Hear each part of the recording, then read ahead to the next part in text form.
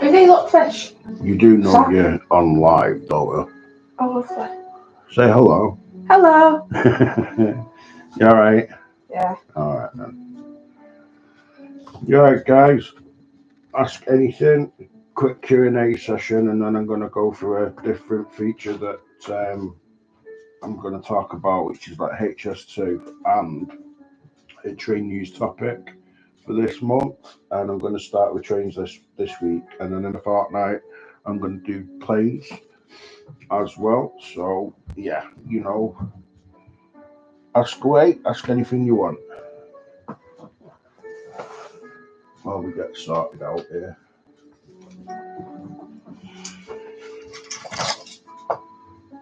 Oh.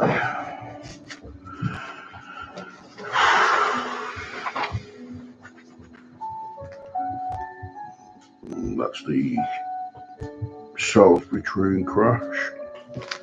Sorted that. Crosswise led to two trains being in the same signal section.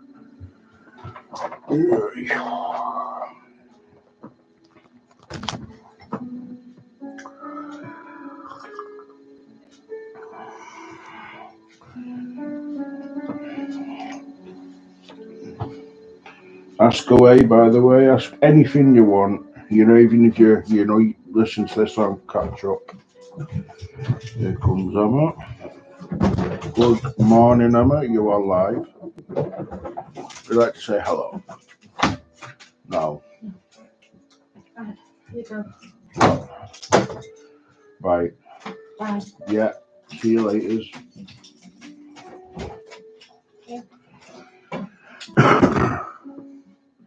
VV. Momo. VV. Here he is. Bouncing around the living room.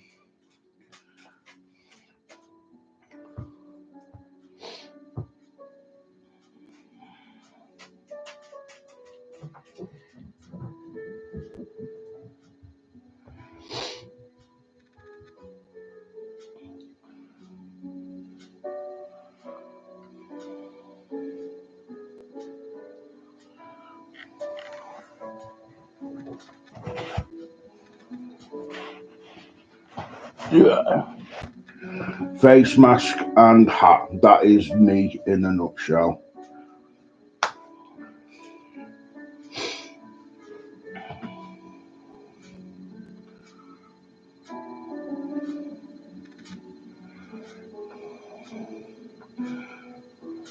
A lot of people come in and they just go out again. Don't know why. Ask anything.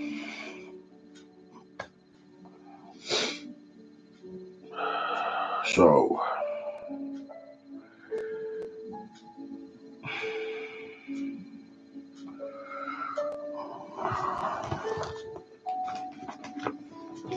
we've got rail news. So, I've got a few things written down that I want to talk about. So this feature I'm doing at the moment, I'm doing it while the house is quite quiet. The dogs seem to be settled as well. So you might hear them bouncing around the house at some point, especially when anyone comes to the front door.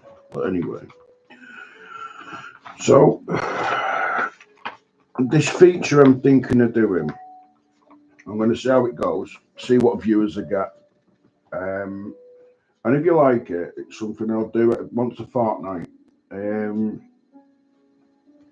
It's just like a relaxing kind of tool that no one else does really. You can go live at train stations, you can go live at Manchester Airport. I can upload, videos of trains and planes and everything else in between. I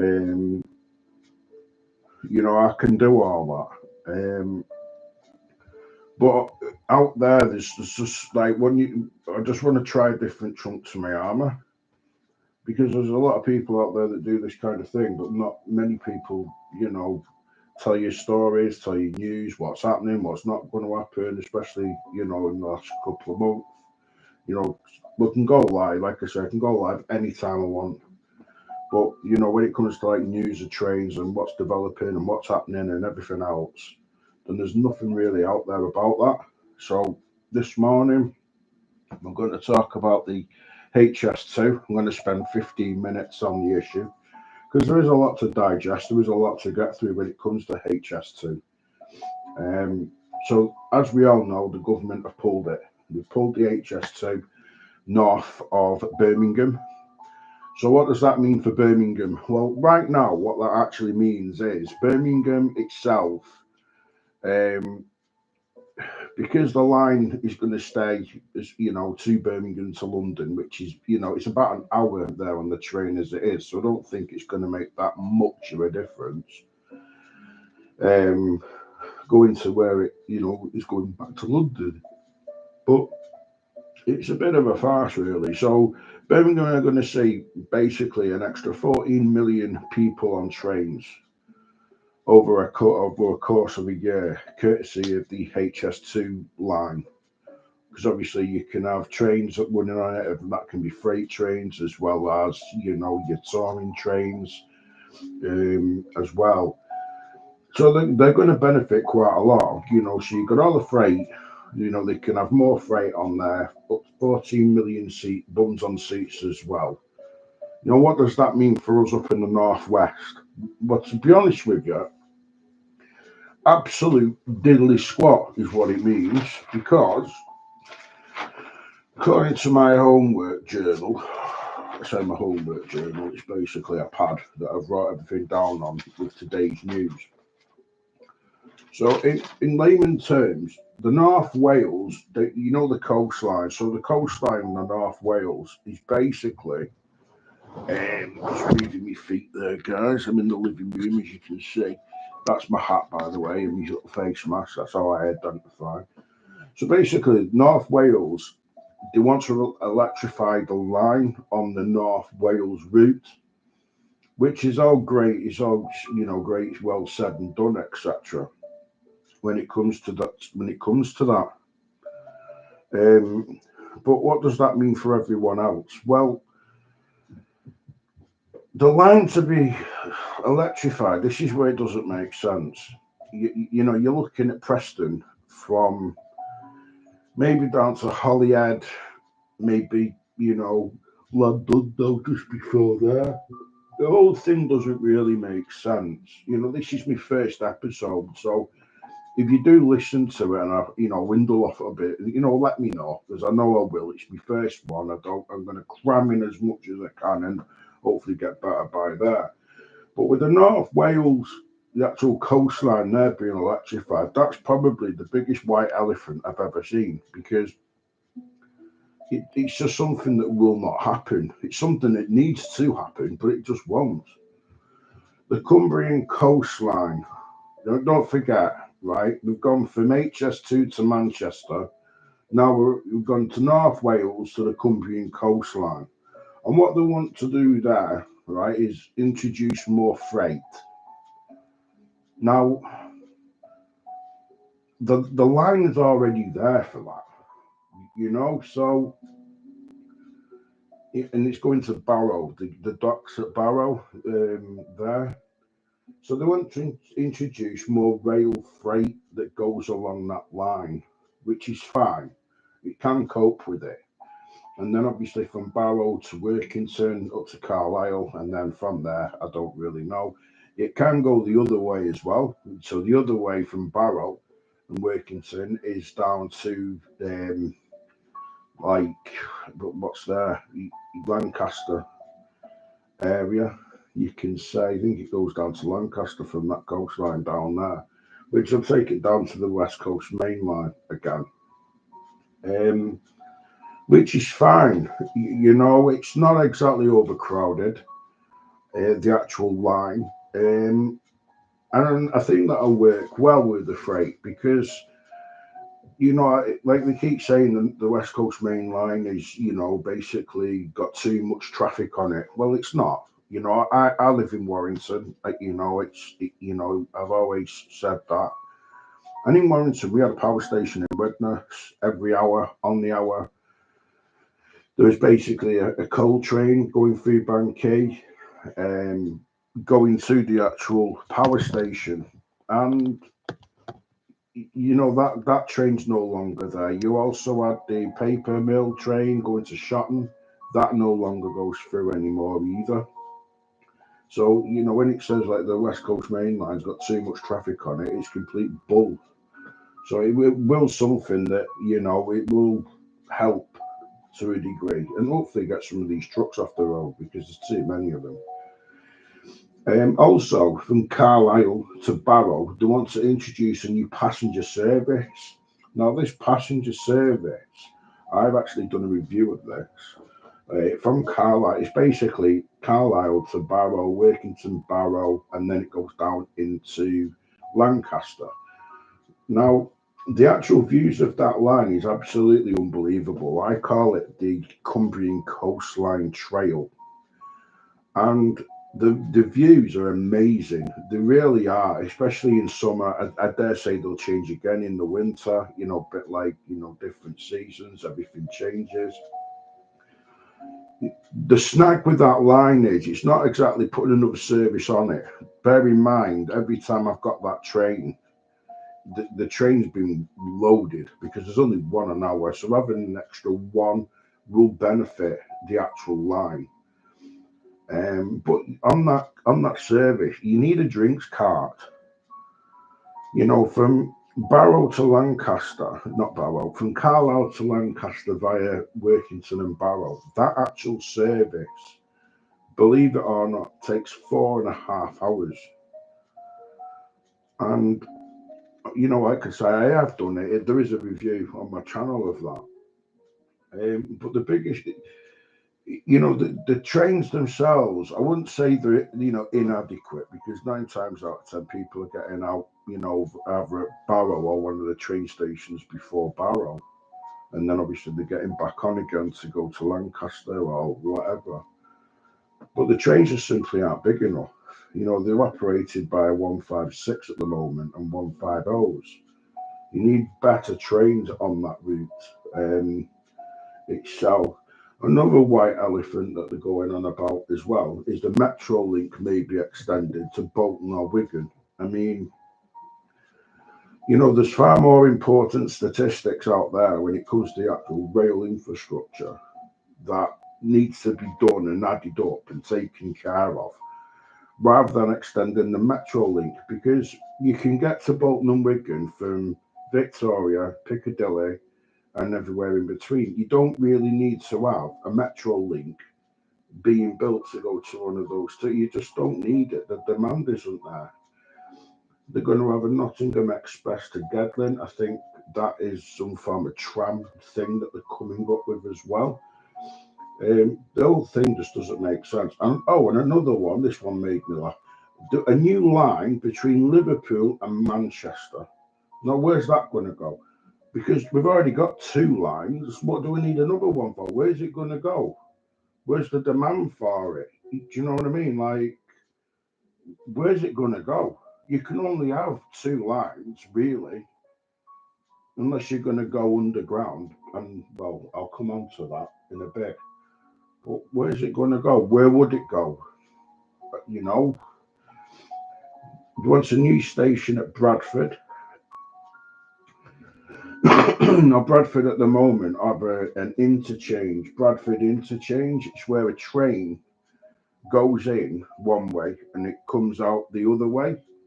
And the main reason they're going to do that is so Bradford itself can link up to the Transpennine Trail when it comes to the actual Transpennine trains.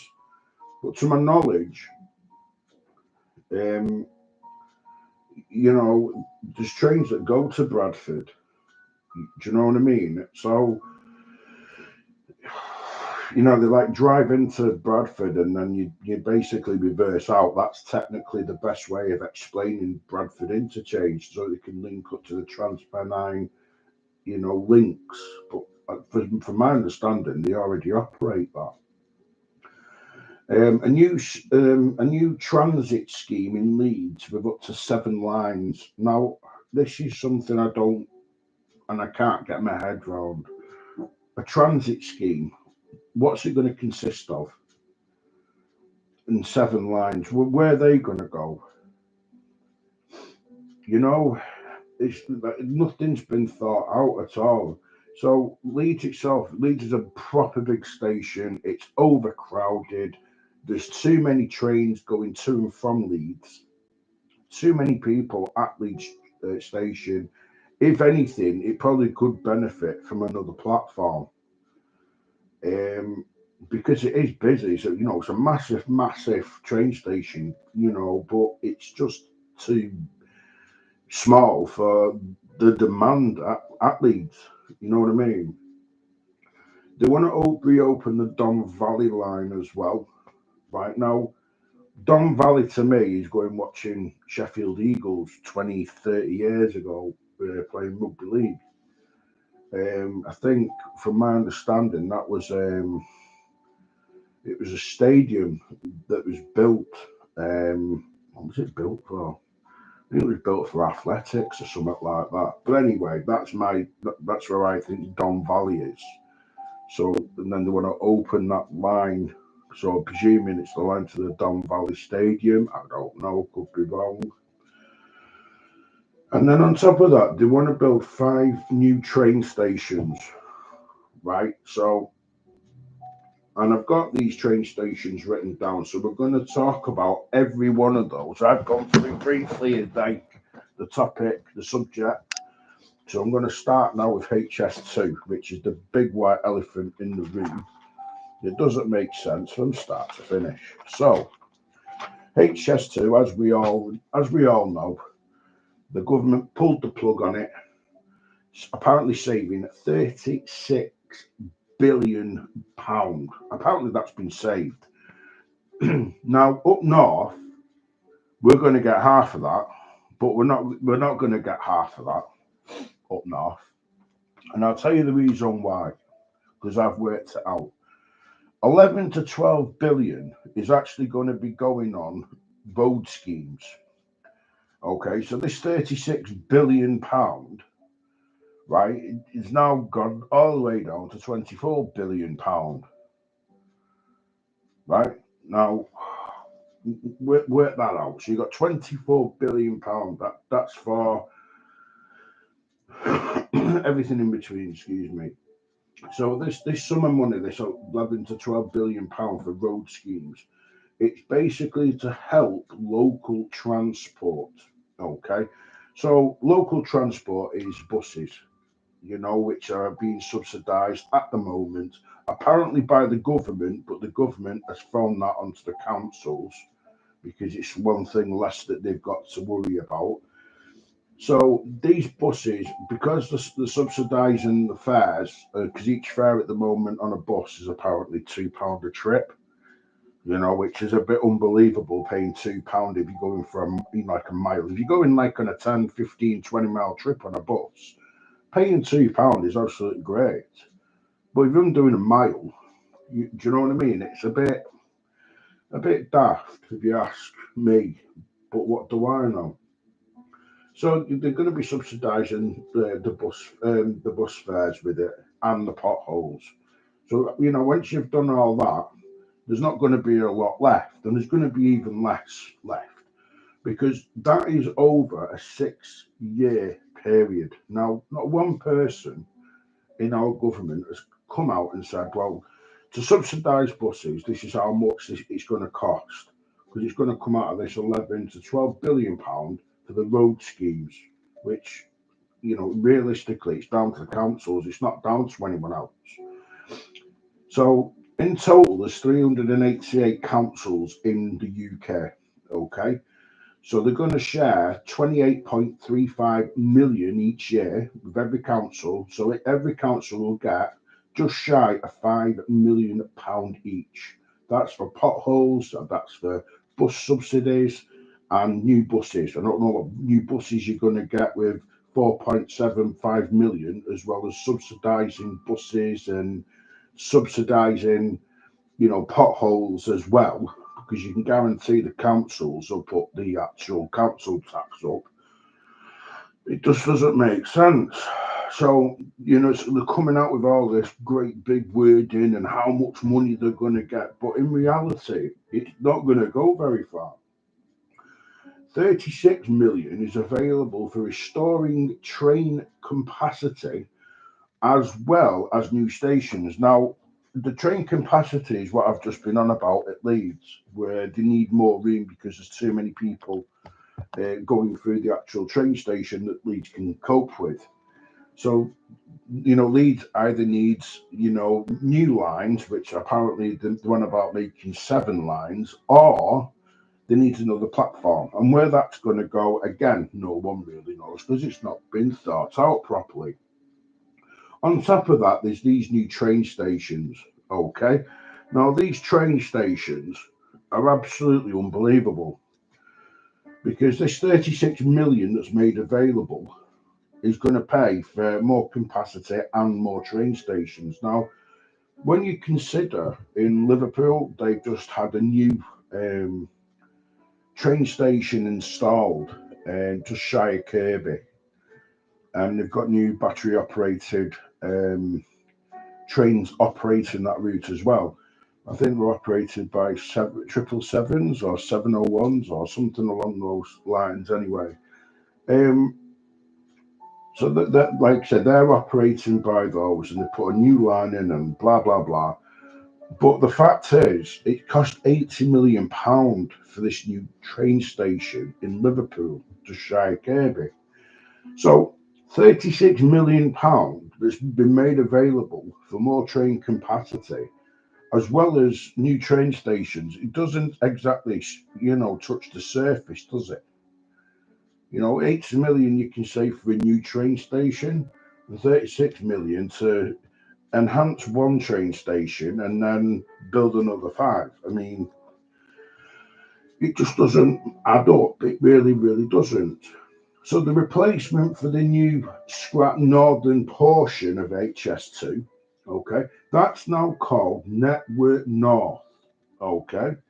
Now, Network North, which will see just shy of 20 billion invested in the north of England, but it's not going to get invested in the north of England because, everything else is being divided by everything else. So you've got North Wales that they want something, they ain't going to get it. You've got, the Carlisle Barrow Wilkinson line there. They want to put more freight on there and more passenger line. It's simply not going to happen. It doesn't need to take money. If anything, you just need to, go to, I think it's Freightliner that operate that. I could be wrong. I know the Class 70s are operating that route at the moment. Well, they were when I was in Carlisle. That comes down to contracts and demand. You can't just throw money at something and then go, well, just operate that. It'll be all right. Is the demand there for another train at Carlisle to Barrow? To be quite honest with you, yes, there is. Like I was saying before, there is one train an hour, and at both times I've actually got that train and done the review on that train, it has actually been rammed. So that would be fantastic news. When it comes to the mayor of Andy Burnham down at Manchester Piccadilly, he wants NPR platforms, okay? But he doesn't want these overground, he wants these underground. And that's going to be coming out this 19 billion apparently for the north that we will not see. So apparently it's going to cost less to build underground than build overground. I don't know how that works, but hey, what do I know? There's a commitment as well to spend 2 billion on a line through Bradford. That's going to connect the city to the Transpennine route, which is what I was on about before. So the commitment to spend £2 billion on a line. So basically, Bradford Interchange. I think it's Bradford Interchange. I only know of one train station in Bradford, which is Bradford Interchange, and it's going to connect the city to the Transpennine route. But it's already connected and served by the Transpennine route. So I don't know what they're going to be connecting to exactly. I really don't. Upgrading and electrifying the Leeds Sheffield Hull lines and a new intercity station outside Rotherham. Now, this is another white elephant that doesn't make sense. So you upgrade the line from Leeds to Sheffield, but Leeds is already overcrowded as it is. You're going to put 7 new lines at Leeds and call it a connecting outlook on things that doesn't make sense. Then you've got these electric lines going down to Sheffield through to Hull and Stockport into Manchester Piccadilly, but I think they've already got electrified lines around there, so I don't know why they're going to put new ones in. And then upgrade has not been thought at Sheffield to Manchester, and it needs improvement to the Stockport line as well. So there's just no thought. They're just throwing big ideas at something and then going, well, what do we do here? Kind of thing. Just nothing makes sense. Then you got the Birmingham to Midlands Rail Hub. Right then, this is the one that it really is a kick in the teeth for everyone up north, because we will see absolutely gibberish. So Birmingham and Midlands, they're going to have a rail hub, okay, and that's going to benefit financially, okay, and it's going to benefit financially from the cancellation of HS2. And that's going to benefit more freight and an extra 14 million seats a year for passengers. Okay, so 14 million seats. So how many trains is that going to have compared to our West Coast main line? We don't get that a year with Avanti, and they're about as reliable as the toilet duck. So, you know, so the Midlands, they interconnect a better service. Now then, they want a better service to Lincoln and Nottingham via Newark. And they want to do that by upgrading the line to enable trains from London St Pancras to Leicester and then continue to Leeds. Right? But you can already go from London to Leicester to Leeds. So why do you need to build another line when there's already one there and they're going to get new faster trains? So it's like just throwing money at something, hoping the best is going to come out of it. And in real terms, it just simply isn't. In the last round of voting, it was lost out to electricity owned remedies and the Junction of Ely. So the Junction of Ely there, they want to have a new line in place by electrifying the actual route to Ely. In the last round of voting, that actually got knocked back. So that's probably not going to happen, is it? And then another service which will then proportion work scheme. Okay, so they've started work. And this is a cracker, this one. So they started work on a service, right? And up to now, the service that they're trying to build and put in place and everything else, right? At the moment, so this is up to this present day, right now, on this 18th of November 2023, up to date right now, they have spent roughly about £600 million, okay, on this service, okay, and the work scheme, right, hasn't even started yet. Nothing's been put down, right? But the work, right, is about to start in about 5 or 7 years' time. So why would you spend £600 million on something that's not even going to get thought about and put down to work for another 5 or 6 years? So that's 2030. Why, it's just when you look at everything and you think, well, why is this happening? Why is that happening? And then you look at HS2 and the balls up and everything else, what's gone on there. And then you're reading stories like that. It's like, well, no wonder HS2 is costing an arm and a leg. It's took you how long to do that? Just doesn't make sense. Anyway, that's HS2 in a nutshell. It's just basically everyone from the government not having a care in the world where the money goes, how it's spent, and just throwing money at something that they've got no idea what they're doing. They're doing it all themselves. Money's just going down the drain, and it's blame everybody else when they need to take a long, hard look at themselves. They really do. So moving on to other rail news, we're going to have another 6 months of rail misery. Now, why do you say that? London Underground, they've actually agreed a 10% wage increase. So London Underground, they are not going on strike. However, everybody else, they are going to go on strike because they've only been offered 9% or something like that.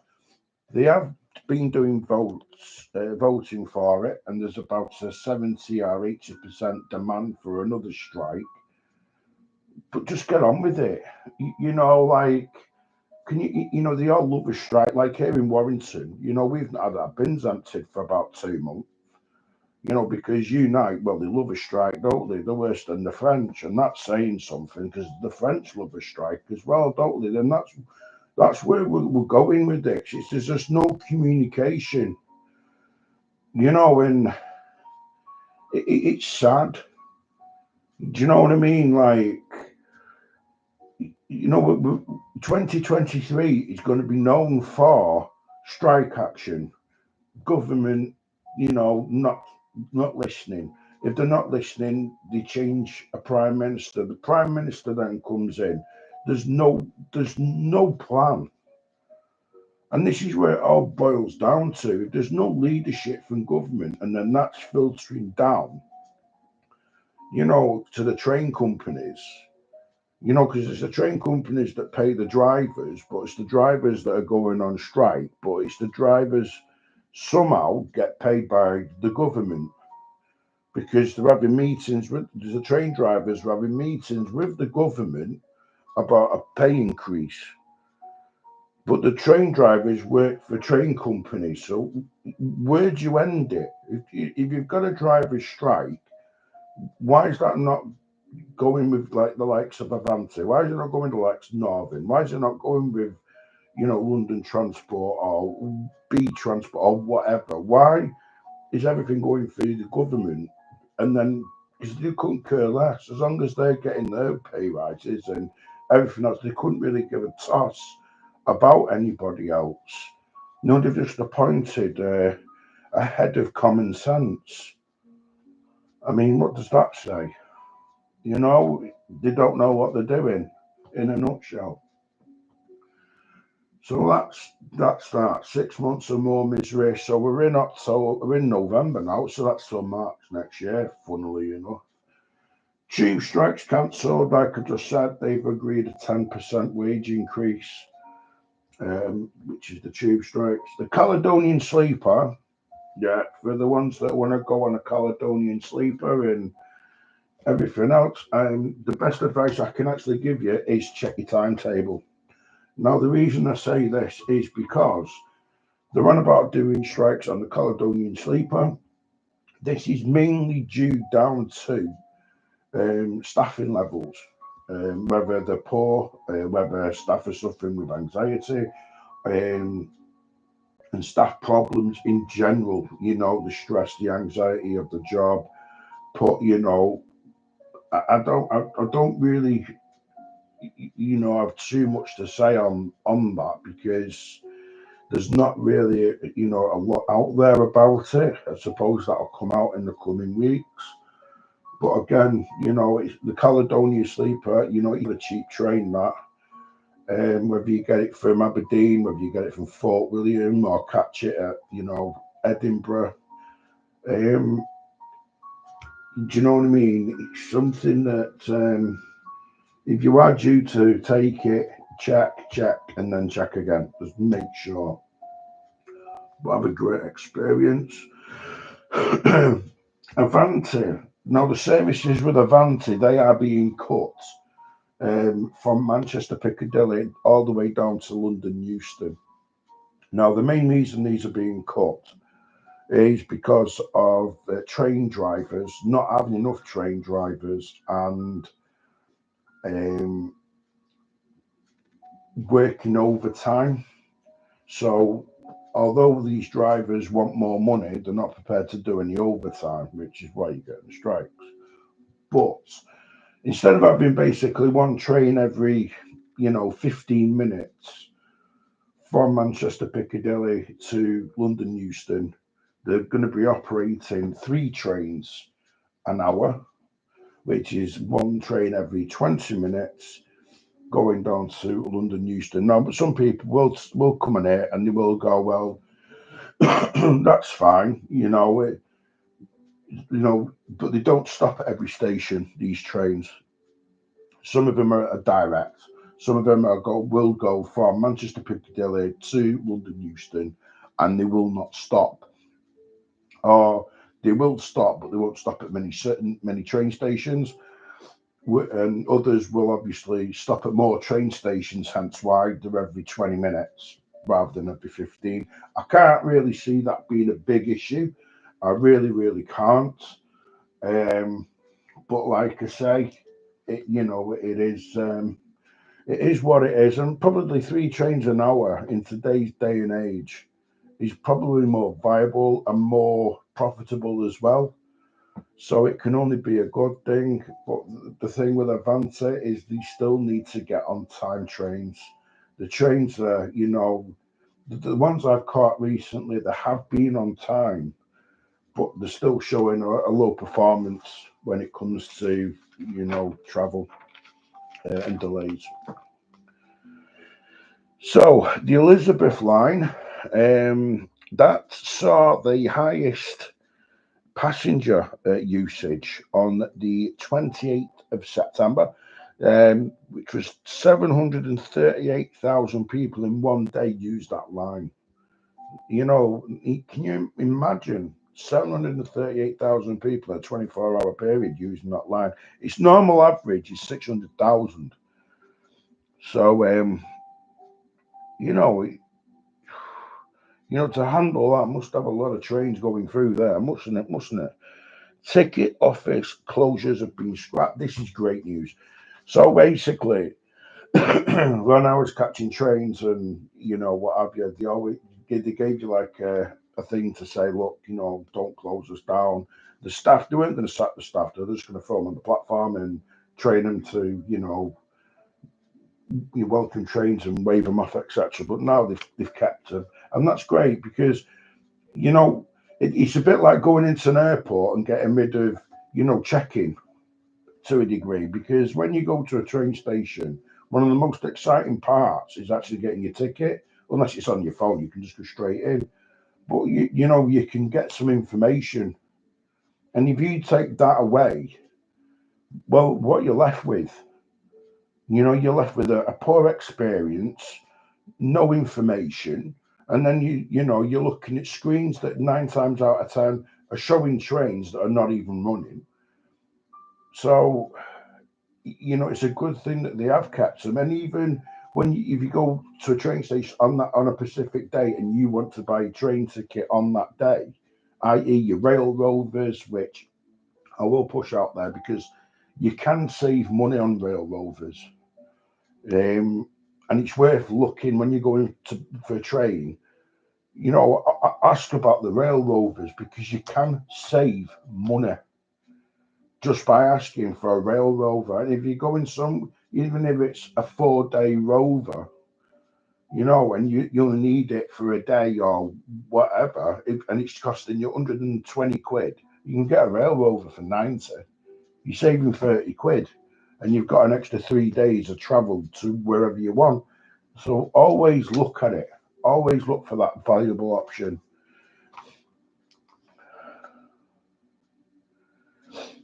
So punctuality, the days are the most improved. Okay, so the most improved the best was the Caledonia Sleeper, um, which was basically the most improved.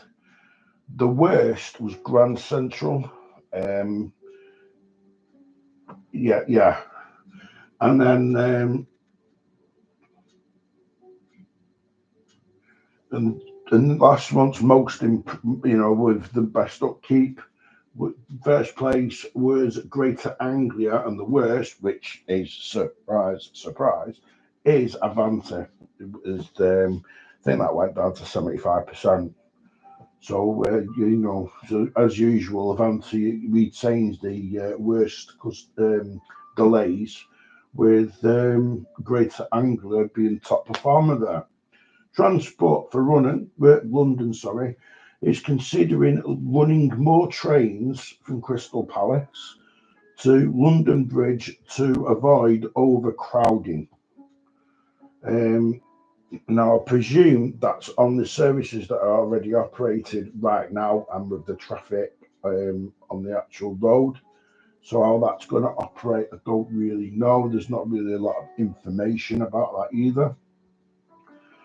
A one-day travel card in London, that's going to stay in place as a new deal has been reached. Apparently, a lot of people have been asking for that to, say we want to keep it. Anyway, that's going ahead. Arriva Group, they are set to sell to I Squared.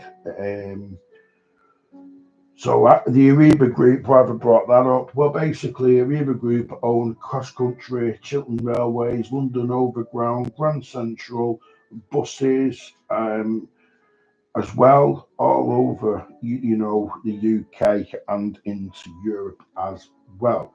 And they currently have over 30,000 staff working for them as well. There's a new service, Cardiff to Edinburgh. Now, this is something that I'm surprised at, because you can't actually get to Cardiff from the West Coast main line, although you would say Cardiff is on the West Coast of England. So they're going to operate a new service from Cardiff to Edinburgh, which is basically going to go up to Birmingham, up to Leeds, up to Newcastle, and then to Edinburgh. It's going to be run with class 221s and 222s, which are the Voyager Meridian units. The new train station at Liverpool, the head built train station, and Liverpool cost £80 million. Car park 270 cars, and they're operating the park and ride scheme as well. The new class 777s battery units, and they're going to look into going as far as Skelmersdale from the Kirkby train station as well. In Bristol, they're looking for for 40 years for a train station. Right, yeah, I remember this. So basically, in Bristol, they've been looking for a train station, a different train station in Bristol, and they're trying to been voting on it now for 40 years. The last round was in 1990, I think it was, something like that. Basically, what they're saying is it's realistically never going to happen. I think they're going for a third set of votes. But how I don't really have a lot of information on it.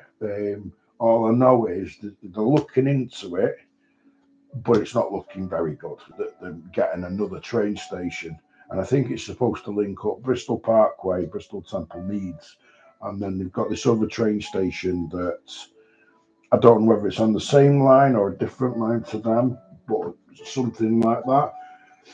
And then Wixham, new train station south of Bradford, operated by Thameslink, Belford, operated by Thames, will not operate after 10 p.m. The main reason for that service, the actual train's not running to Wixham on time after 10 p.m. is they're doing works on the lines. Now, I don't know whether that's south or north of Wixham, but they do works on the actual train line, and basically what they're saying is if they operate a later train service, they won't be able to work on the train lines. So what they've come up with is to say, look, you know, the last service will be this 10 p.m. service. Anything after that, then it's tough. Excuse me. So yeah, anything, like I say, anything after that, it is basically tough. So yeah, yeah. I don't really know what to say. Really, I don't know how long for. It doesn't really go into detail. But yeah, Wixham itself, apparently it's not going to affect anybody who lives in the local area because it just leaves them in the same situation as what they were in before. But surely that's the reason why they wanted the new train station in the first place. But according to Farm, everything's going to be okie dory. So that's today's live, guys. I hope you enjoyed it. For the ones that did tune in, thank you very much. For the ones that didn't, I hope you find it and watch it from there. Please let me know what you think. It is a new feature, to see how I go, where I go with it.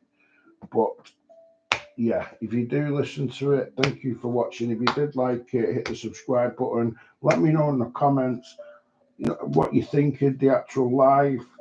And thank you guys very much for watching. Any pointers will be appreciated, positive or negative as well. Thank you very much, guys. Take care. Thank you for watching.